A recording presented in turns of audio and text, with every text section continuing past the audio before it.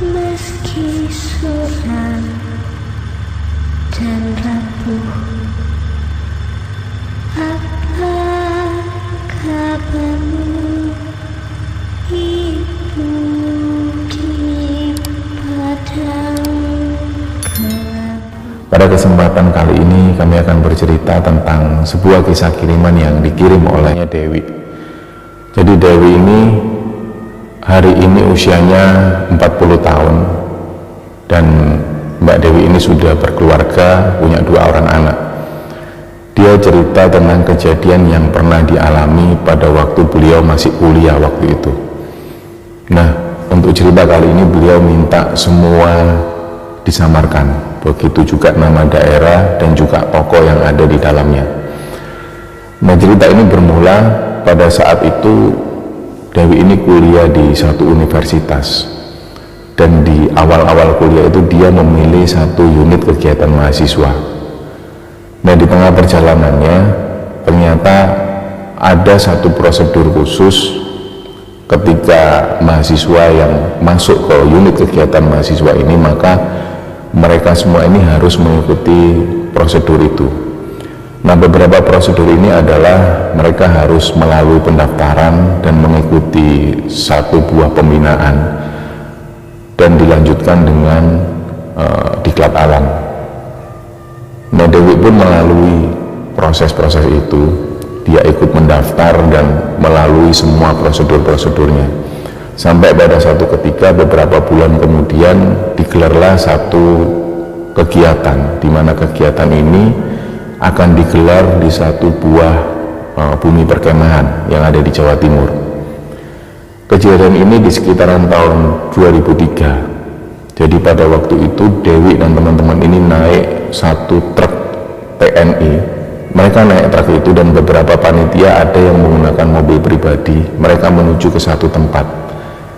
Nah, begitu memasuki area ini, Dewi ini sudah merasa bahwa daerah ini kelihatan sangat sepi sekali.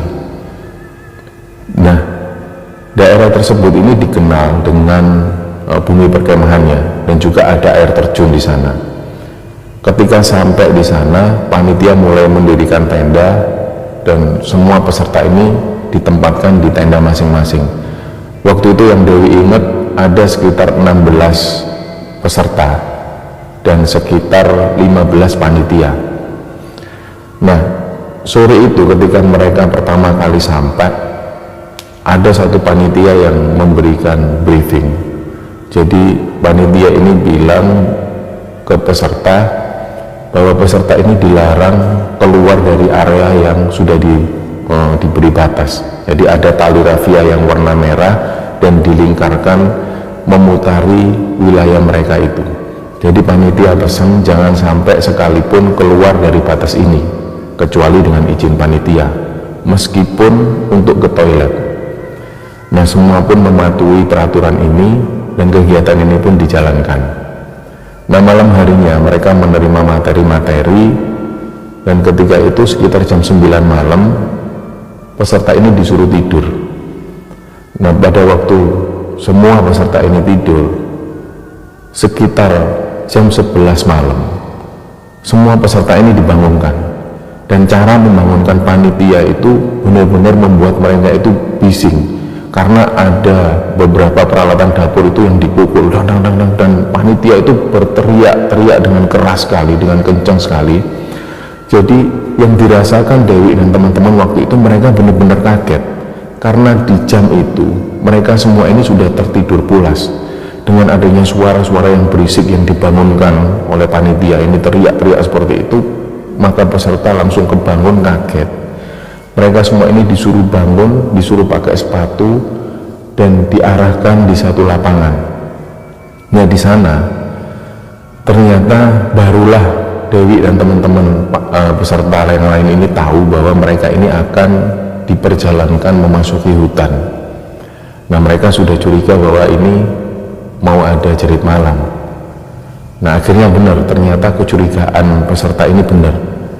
Jadi dari awal di schedule acara itu nggak disertakan acara jurit malam ini, tapi beberapa peserta ini sudah ada yang menebak bahwa nanti ini pasti ada jurit malam. Waktu itu Dewi ini dikasih satu lilin dan dia disuruh jalan mengikuti arah tali yang berwarna merah itu. Mulailah Dewi jalan sendiri, dan dari situlah Dewi ini mulai merasa ada yang gak nyaman dalam dirinya, seolah-olah di belakang Dewi ini ada yang ngikuti.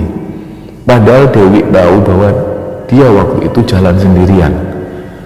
Nah, yang dirasakan Dewi waktu itu sedikit-sedikit dia noleh ke belakang, seolah-olah ada yang ngikuti dari belakang. Begitu jalan pelan, barulah dia melewati toilet. Ada 3 toilet yang berjajar di sana, dan di depan toilet itu banyak sekali semak belukar. Jadi kelihatan sekali bahwa toilet ini sudah lama nggak digunakan. Nah, begitu melewati toilet itu, Dewi ini sudah merasa ada yang aneh. Jadi dari kejauhan, suasana ini kan gelap, tapi waktu itu Dewi masih bisa melihat secara remang-remang kayak ada anak kecil. Dia ini semua badannya itu pucat, dan si anak kecil ini ngintip dari balik toilet. Nah, begitu Dewi noleh melihat ke arah toilet itu, si anak kecil ini mundur pelan. Nah, begitu Dewi mau mendekati toilet, Dewi ini mikir lagi, nggak mungkin lah jam segini kok ada anak kecil di toilet di tengah-tengah hutan seperti ini, apalagi lokasi ini jauh dari perkampungan. Nah, Dewi pun mundur lagi karena dia sudah yakin bahwa ini bukan manusia. Begitu Dewi ini mundur, ternyata ada suara kayak suara air yang dimainkan, cepak. Nah, Dewi pun semakin penasaran, itu siapa? Jadi yang ada di pikiran Dewi, jangan-jangan ada panitia yang mau ngerjain dia. Jadi dia tanya sekali lagi, itu siapa? Ternyata cuma ada suara gemericik air, cepak. Kayak seolah-olah dalam bak air ini ada yang mainin. Nah, karena Dewi waktu itu sudahlah, dia nggak mau terus-terusan takut dengan kondisi itu. Akhirnya Dewi ini tetap jalan, dia mengikuti tali merah itu. Jadi ada tali merah ini yang membentang dan diikatkan di pohon-pohon. Tali merah ini mengarahkan terus menuju masuk ke hutan. Dewi sekali lagi dia mengikuti arah tali itu, dan sampai sekitar 10 menit perjalanan dia sama sekali belum ketemu panitia. Sampai kemudian dia melihat ada satu pohon yang dilingkari pagar-pagar dari kayu. Dia merasa bahwa ini pohon ini kayak mungkin dikeramatkan dengan orang-orang sekitar, karena di pohon-pohon lain itu terlihat normal, nggak ada yang seperti pohon ini. Jadi ada pohon besar yang di sekelilingnya ini seperti ditutup pagar-pagar dari kayu, dan di bawah pohon persis ini banyak sekali sajen. Nah, karena tali ini mengarah ke arah kanan, nggak mengarah ke pohon itu, jadi Dewi ini melewati arah tali tersebut. Yang dilihat oleh Dewi di bawah pohon itu kayak ada orang yang melingkar, ada sekitar 3 atau 4 orang yang melingkar di pohon itu, dan semua ini pakai baju hitam-hitam, dan ada satu anak kecil di sana. Nah, 3 orang dewasa ini menghadap ke arah pohon, sedangkan satu anak kecil ini menghadap ke arah Dewi, dan dia ngeliatin seperti kayak anak kecil yang lagi bengong. Nah, karena suasana waktu itu remang-remang, jadi Dewi ini cuma memperhatikan sesekali. Dia sempat berpikir, apa mungkin orang-orang di dekat sini ini memang melakukan ritual semacam ini di malam hari. Jadi Dewi masih berpikir positif. Tapi begitu dia melanjutkan perjalanan dan dia noleh lagi, ternyata yang dilihat itu hanya pohon dan nggak ada orang-orang yang dilihat tadi. Dia pun tetap jalan, barulah dia ketemu ada 2 orang panitia yang sudah jaga-jaga di sana. 2 panitia ini duduk bersila, dan Dewi pun dipersilakan duduk di situ. Begitu Dewi duduk, ada beberapa pertanyaan-pertanyaan yang diajukan ke Dewi waktu itu, dan setelah Dewi menjawab pertanyaan-pertanyaan ini, dia pun disuruh jalan lagi mengikuti tali merah itu. Dia jalan lagi, di arah sudut kiri mata Dewi itu dia melihat ada sosok putih di situ. Begitu Dewi ini noleh, ternyata dia itu melihat pocong. Jadi kondisi kain kafannya itu putih sekali dan wajahnya nggak kelihatan. Nah, begitu Dewi ini melihat sosok pocong ini, dia langsung mengalihkan pandangannya, dia terus jalan. Begitu Dewi ini jalan, dia ketemu pos selanjutnya, ada 2 panitia lagi yang sudah nunggu di situ. Dan singkat cerita, setelah semua pos dilalui, dia ini ketemu di satu lapangan. Di sana sudah banyak teman-teman dari peserta yang sudah duduk-duduk di situ, dan di depan mereka ini sudah ada lilin, dan lilin ini masih menyala. Karena masih menunggu peserta yang lain, mereka pun disuruh nunggu, dan mata ini masih dalam keadaan ditutup. Tapi waktu itu panitia bilang jangan ada yang tertidur. Nah, Dewi pun tetap dia diam sambil menunggu kedatangan peserta-peserta yang lain. Nah, sambil nunggu itu Dewi merasa bahwa dia ini nggak bisa nahan ngantuk. Jadi sesekali Dewi ini tertidur dan dia coba bangun lagi, dan dalam masih keadaan matanya tertutup. Gak lama kemudian, mungkin waktu itu dia merasa dia nggak bisa sekali nahan ngantuknya ini, dan tiba-tiba waktu itu Dewi ini tertidur. Nah, dalam tidurnya ini nggak tahu dia sudah tidur berapa menit, tiba-tiba ada yang nepuk pundaknya. Dok, tangi dok. Nah, Dewi ini masih merasa ini yang bangunin ini bukan suara dari panitia, tapi suaranya lebih kepada suara nenek-nenek.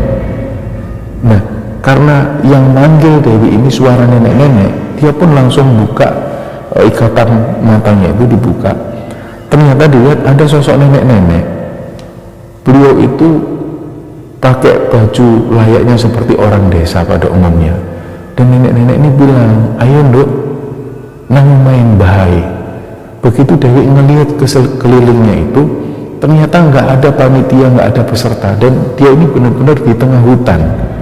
Jadi yang waktu itu dilihat ada nenek-nenek yang ngajak Dewi menuju ke rumahnya. Nah, karena waktu itu Dewi ini merasa bahwa dia sendirian di tengah hutan, waktu itu dia nggak mempertimbangkan kemana ini teman-temannya dan juga panitia ini kemana semua, kok dia tiba-tiba ditinggal di tengah hutan. Nah, karena situasi semacam itu, Dewi pun menuruti perintah dari nenek-nenek ini. Dia diajak menuju ke satu tempat. Begitu dia mengikuti nenek-nenek ini, dia ketemu satu rumah. Ada rumah yang bangunannya sangat sederhana sekali, dibuat dari kayu, dan di depan rumah itu ada semacam lampu oblik atau lampu tempel. Di situ nenek-nenek ini ngajak Dewi masuk. Begitu Dewi masuk, si nenek ini langsung ngambil air. Jadi air ini ditempatkan di baskom, dan wajah Dewi ini dielap dengan kain basah. Karena sebelum-sebelumnya memang sebelum peserta ini diperjalankan menuju ke hutan itu, wajah mereka ini dicoreng-coreng dengan warna-warna hitam, sampai Dewi pun nggak mengenali wajah peserta-peserta yang lain. Jadi wajahnya benar-benar hitam dengan contrengan-contrengan itu. Begitu Dewi ada di dalam rumah nenek-nenek ini, si nenek ini membersihkan wajah Dewi yang hitam-hitam itu, dibersihkan. Terus nggak lama kemudian nenek ini ngeliatin wajah Dewi. Waktu itu dia nggak tahu ini nenek-nenek ini siapa.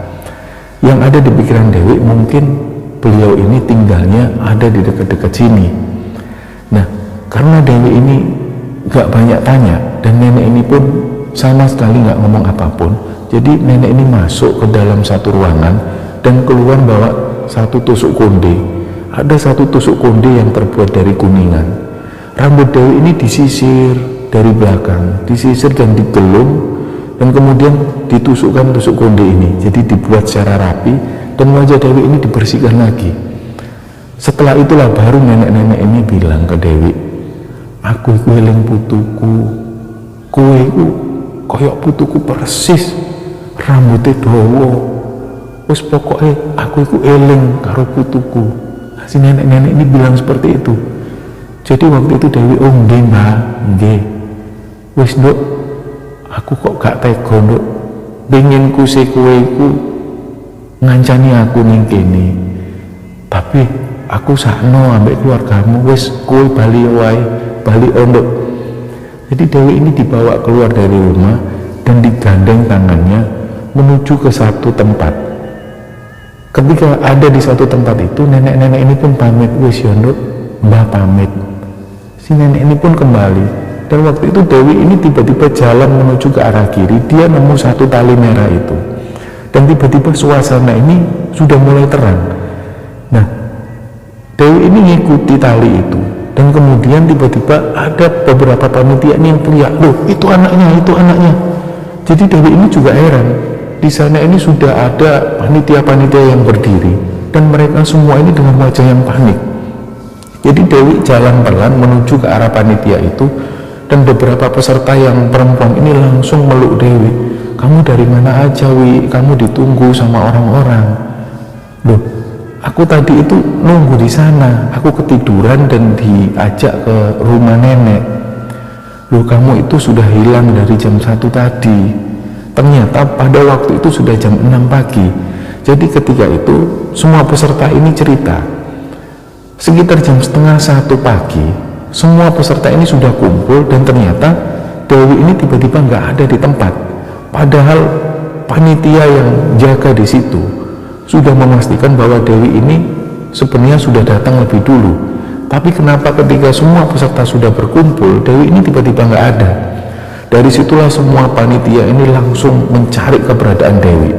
Dan semua panitia memastikan bahwa Dewi ini sudah melewati pos masing-masing dan sudah berakhir di pos terakhir. Nah, panitia yang menjaga di lokasi terakhir itu memastikan Dewi ini sudah duduk di situ dan sudah datang tadi. Tapi ketika acara ini berakhir, tiba-tiba Dewi ini sudah nggak ada. Nah, ceritalah Dewi waktu itu, dia sempat diajak oleh nenek-nenek yang nggak tahu itu siapa. Dan dia diajak di sana nggak lebih dari 10 menit. Dan nenek-nenek ini ngasih satu tusuk konde. Dan waktu itu Dewi pun memperlihatkan tusuk konde ini ke semua orang yang ada di sana, termasuk ke panitia. Jadi panitia ini ada yang percaya, ada yang juga nggak percaya. Tapi beberapa orang itu sangat percaya bahwa Dewi ini sudah masuk ke alam lain. Karena yang dirasakan oleh panitia, benar-benar Dewi ini menghilang beberapa jam. Tapi yang dirasakan Dewi nggak lebih dari 10 menit. Dan dia ada di rumah nenek-nenek itu nggak lama. Nah, setelah kejadian itu akhirnya ketua panitia ini memutuskan, ada satu senior ini yang bilang ke panitianya, sudahlah, acara ini kita batalkan aja. Untuk hari besok kita hapus, kita pulang. Ketua panitia ini sempat bilang ke seniornya, nggak bisa dihapus gitu mas, kalaupun acara ini kita hilangkan, kita masih tetap nunggu bis keesokan harinya. Nah, selama kita nunggu keesokan harinya ini gimana? Nah, seniornya bilang, ya sudah, nanti urusan itu nanti aku tembusi ke pihak kampung yang ada di bawah. Siapa tahu nanti dari pihak sana, pihak warga sana ini bisa menyediakan tempat untuk kita tidur di sana sambil menunggu bis yang datang besok. Nah, setelah mendengar penjelasan dari seniornya ini, panitia ini akhirnya bilang ke panitia yang lain, ya sudah, ayo tenda ini kita bongkar, kita sambil nunggu kabar dari senior kita. Nah, setelah senior ini turun ke bawah di perkampungan itu, sekitar siang hari, jam 11 siang, senior ini pun kembali bersama 2 orang bapak-bapak. Dan ternyata 2 orang ini adalah warga kampung yang ada di sana. Mungkin karena warga ini sudah mendengar penjelasan dari para senior ini bahwa ada satu kejadian di mana Dewi ini sempat hilang beberapa jam. Akhirnya pihak warga kampung ini bilang ke teman-teman ini, ya sudah, ayo, ada balai desa di sana yang cukuplah untuk menampung kalian semua. Tidur seadanya, kita gelar tikar.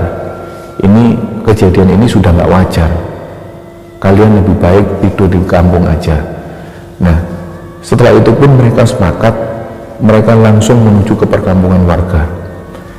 Nah, begitu sampai di sana, pihak kampung ini ada satu warga yang tanya, sebenarnya kejadiannya seperti apa waktu itu. Nah, Dewi ini pun dipanggil, Wi, kamu cerita sendiri, Wi, ke bapak-bapak ini. Dewi cerita tentang kejadian yang dialami itu bahwa dia ketemu dengan sosok nenek-nenek. Begitu dia diajak masuk dan nenek-nenek ini sempat bilang bahwa Dewi ini mirip sekali dengan cucunya. Dari situlah warga kampung itu saling memandang satu sama lain. Dan waktu itu ada satu bapak-bapak yang bilang, bener kan, iku Mbok Ipa. Nah, semua orang ini termasuk panitia dan peserta itu saling bertanya, Mbok Ipa siapa? Jadi Mbok Ipa ini dulu tinggal di kampung tersebut. Mbok Ipa ini punya 2 orang anak yang sudah berumah tangga. Dari 2 orang anaknya ini, Mbok Ipa punya cucu. Nah, cucu dari anak pertama inilah yang ikut bersama Mbok Ipa karena kedua orang tuanya kerja di luar negeri.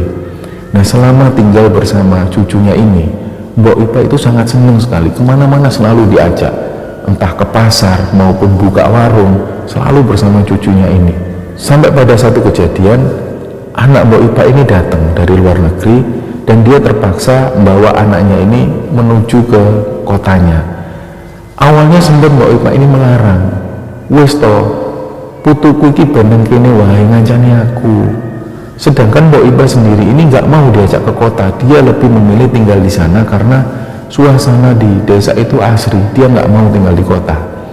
Nah, dari situlah Mbok Ipa itu merasa sedih ketika cucunya ini dibawa pulang bersama orang tuanya. Hari-hari pun berlalu sampai kemudian Mbok Ipa ini dapat kabar bahwa cucunya ini meninggal karena sakit. Disitulah semakin Mbok Ipa ini semakin sakit-sakitan memikirkan cucunya itu. Dia merasa kehilangan sekali. Dan hampir beberapa minggu kemudian Mbok Ipa ini nggak keluar rumah. Sampai banyak warga ini yang tanya, Mbok Ipa kok nggak keluar rumah ini, kenapa? Sedangkan anak-anaknya ini nggak juga mengunjungi Mbok Ipa.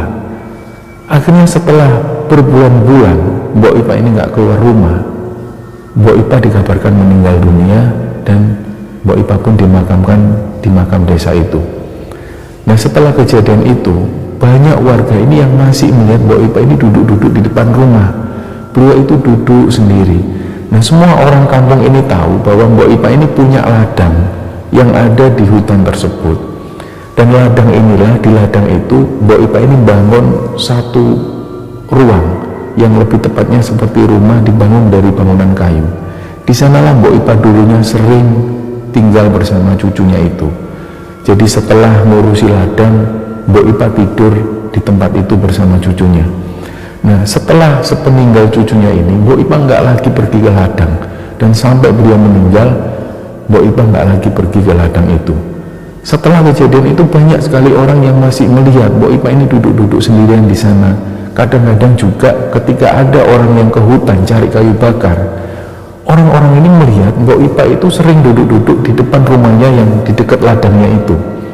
Jadi kejadian itu terus-menerus terjadi, seolah-olah warga kampung merasa bahwa Mbok Ipa ini belum meninggal, karena masih banyak yang melihat Mbok Ipa ini sering ketemu dengan warga kampung.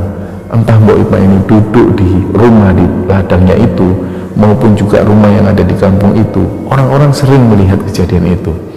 Nah, sampai kejadian di mana Dewi ini diajak masuk ke rumah Mbok Ipa ini, orang-orang yakin bahwa Dewi ini sudah masuk dan diajak oleh Mbok Ipa. Dan ciri-ciri yang dijelaskan oleh Dewi ini persis sekali seperti ciri-ciri Mbok Ipa. Dewi ini merasa kejadian itu benar-benar nggak masuk akal, tapi kejadian ini benar-benar dirasakan oleh Dewi, dan warga kampung meyakini bahwa sosok ini adalah sosok Mbok Ipa yang meninggal beberapa tahun yang lalu. Nah, kejadian inilah yang diceritakan oleh Dewi. Kejadian ini pernah terjadi di sekitaran tahun 2003. Semoga teman-teman bisa mengambil hikmah dan bisa mengambil kesimpulan dari cerita ini. Mohon maaf kalau ada salah-salah kata. Wassalamualaikum warahmatullahi wabarakatuh.